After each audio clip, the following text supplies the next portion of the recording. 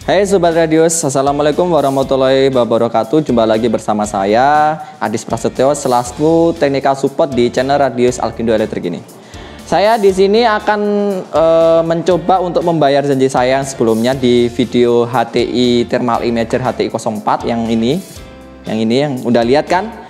Nah, di video ini saya akan mencoba membuat video part 2-nya mengenai penggunaan dari HTI 04 Thermal Imager ini. Nah, di video part 2 ini terkait HTI Thermal Imager HTI 04 ini saya akan mencoba mereview cara penggunaannya, bagaimana cara penggunaannya. Kemudian saya akan mencoba untuk menyimpulkan apakah worth it atau tidaknya dari Thermal Imager HTI 04 ini dibandingkan dengan kamera Thermal Imager yang lainnya dengan spesifikasi yang kira-kira masih bisa dibandingkan atau dikomparasikan dengan HTI 04 ini. Baik dari segi fitur, dari segi harga, dari segi penggunaannya mungkin, dari segi kegunaannya di lapangan mungkin. Nah, nanti coba akan saya simpulkan. Nah, tanpa berlama-lama lagi, coba simak di video berikut ini. Nah, ini saya akan mencoba untuk menyalakan unitnya. Kalau mau menyalakan, tinggal tekan ini aja.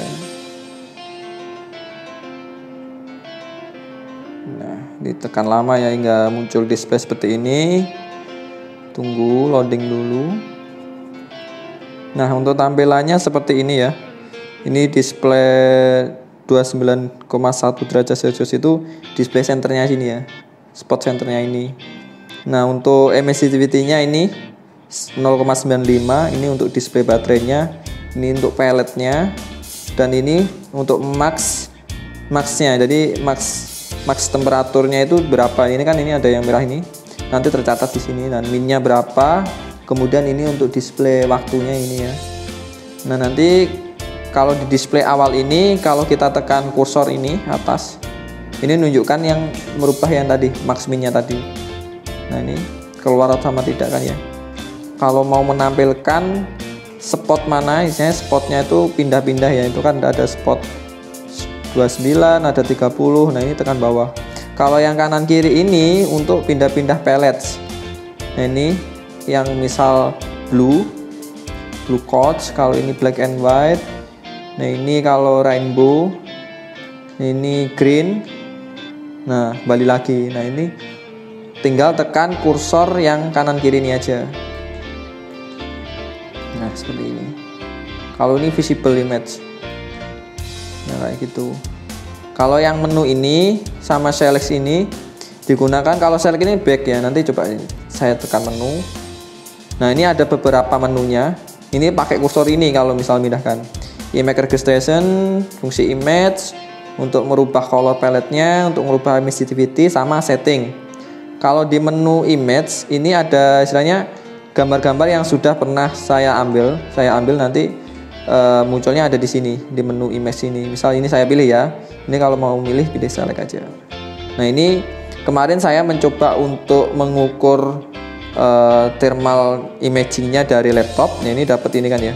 Nanti kalau misal kembali tinggal tekan select backnya. Kalau udah di menu ini tinggal geser-geser kanan kiri aja. Nggak usah pakai select tapi geser ini back. Nah, kalau misal mau ke bawah untuk merubah color palette, nah ini color palette, kemudian tekan ini kanan, nanti bisa dipilih mau yang spektra, mau iron, mau cool, mau white atau mau black kayak gitu. Bisa kita pilih yang white, kita select. Nah, nanti secara tampilan display nanti akan black and white ini. Kalau mau ganti lagi sama, tekan menu kemudian tekan bawah kanan kiri. Nah, seperti ini. Kalau back di menu ini kita hanya menggunakan kursor kanan kiri. Nah, kalau misal milih ini tinggal tekan select aja. Kembali lagi tekan ini.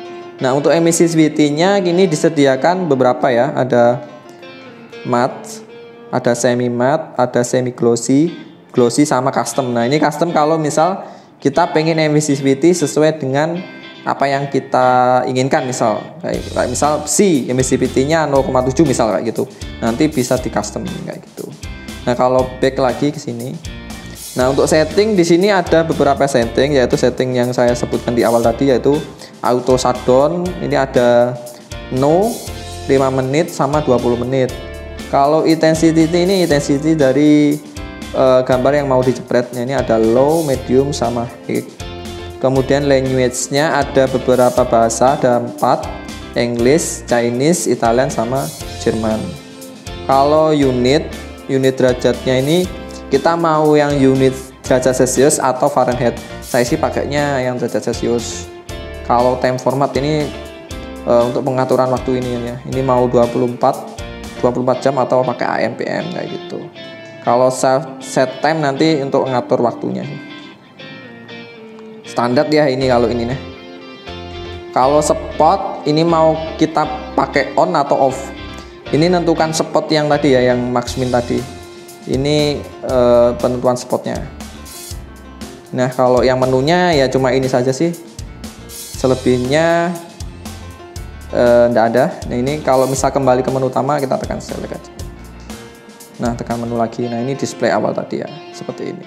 Untuk mengetahui worth it atau tidaknya kamera thermal HTI HT04 ini, kita perlu mengkomparasikan baik dari segi harga dan speknya dengan brand-brand lain. Untuk mengkomparasi kamera thermal, kita bisa mengklasifikasikan berdasarkan pixel dari kamera thermal itu sendiri. Kita ketahui bahwa HTI HT04 ini memiliki pixel 220 x 160 pixel. Ini merupakan pixel-pixel dalam kelas-kelas middle. Berdasarkan analisa pasar saya, bahwa kamera thermal didominasi oleh 2 brand.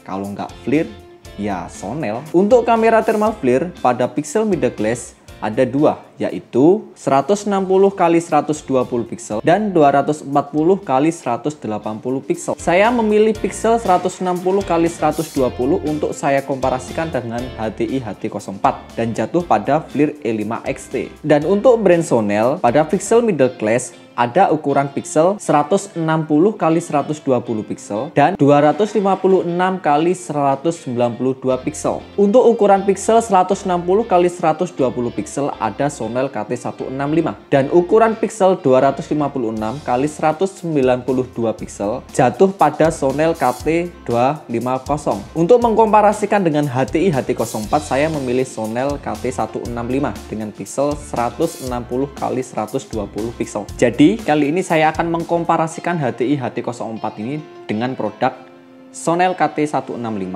lalu FLIR E5 XT. Dan kita ketahui juga bahwa harga dari masing-masing brand dan tipenya adalah berikut.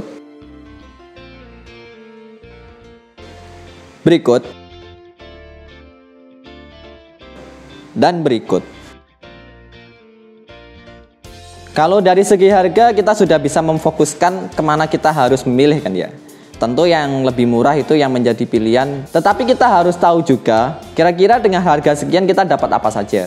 Tentu saja ketika harganya sekian memiliki fitur yang sekian. Untuk harganya sekian memiliki fitur yang sekian.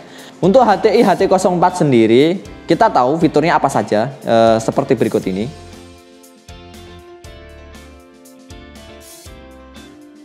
Jika dibandingkan dengan brand yang lain, semisalnya Sonel KT165 ini, kita tahu bahwa dia memiliki fitur yang demikian.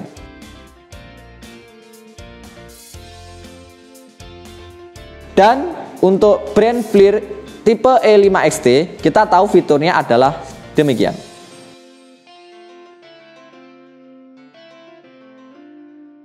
Tentunya dari fitur-fitur yang disediakan oleh masing-masing brand tadi, kita bisa dapat menilai kira-kira yang dibutuhkan untuk kita gunakan di lapangan itu yang seperti apa. Semuanya tergantung dari pilihan user sendiri. Semisalnya HTI HT04 ini dia memang harganya lebih murah dibandingkan dengan yang lain, tapi fiturnya masih standar untuk penggunaan. Misal saya membutuhkan untuk pengukuran visual thermal, butuh image saja dengan perbandingan image yang sekian. Nah itu saya ketika menggunakan HTI HT04 ini masih worth it. Tetapi ketika saya ingin membutuhkan fitur yang lain, misal PC Live, dihubungkan ke Smart TV, atau mungkin dihubungkan dengan WiFi, atau mungkin dihubungkan dengan smartphone, kita bisa menggunakan KT165 Sonel ataupun FLIR E5 XT. Dari brand-brand tadi, tentunya kebebasan memilih ada di user. Kira-kira disesuaikan dengan kebutuhan di lapangan. Kalau untuk saya masih worth it untuk penggunaan HTI 04 ini karena kebutuhan saya tekankan lagi bahwa kebutuhan saya hanya membutuhkan image atau hasil dari gambar thermal dari si thermal imager ini. Demikian yang dapat saya sampaikan di video kali ini. Untuk kurang lebihnya saya mohon maaf. Apabila ada pertanyaan silahkan komen di bawah atau hubungi web kontak kami. Silahkan subscribe, komen, maupun like di channel Radius Alkindo Elektrik. Assalamualaikum warahmatullahi wabarakatuh. Salam sejahtera dan tentunya salam radio.